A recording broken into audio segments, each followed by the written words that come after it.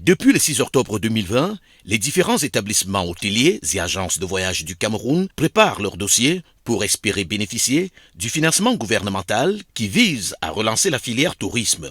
1,7 milliard de francs CFA, c'est la somme à partager à ces différentes structures. Un ouf de soulagement au regard des conséquences économiques liées à la crise sanitaire du coronavirus. C'est l'un des secteurs les plus touchés, les plus affectés par la crise sanitaire que nous vivons actuellement.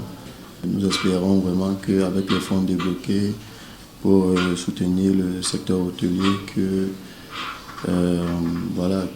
ceci soit utilisé à bon escient. Cette dotation, faut-il le rappeler, provient du Fonds spécial de solidarité nationale pour la lutte contre la pandémie, dont le montant s'élève à 180 milliards de francs CFA. Les établissements de restauration, répartis par catégorie, vont à cet effet se partager l'enveloppe de 180 millions de francs CFA. Quant aux établissements hôteliers, divisés principalement en 6 catégories, ils vont se partager 810 millions de francs CFA. Pour bénéficier de cette dotation, les établissements de première catégorie doivent avoir une clientèle internationale, être pressentis pour l'hébergement des délégations du CHAN 2021 et de la Coupe d'Afrique des Nations 2022, avoir hébergé les patients de la Covid-19 ou tout au moins les mis en quarantaine. La deuxième catégorie est aussi concernée par tous ces critères subventionnés, excepté l'hébergement des patients du Covid-19.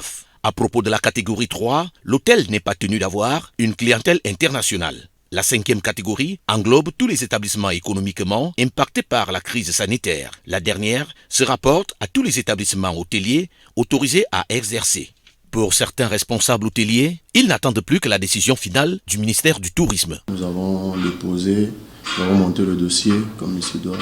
Nous attendons juste que le ministère du Tourisme se prononce. Les agences de voyage, elles, devraient disposer d'un agrément IATA et être en activité depuis au moins l'année 2019.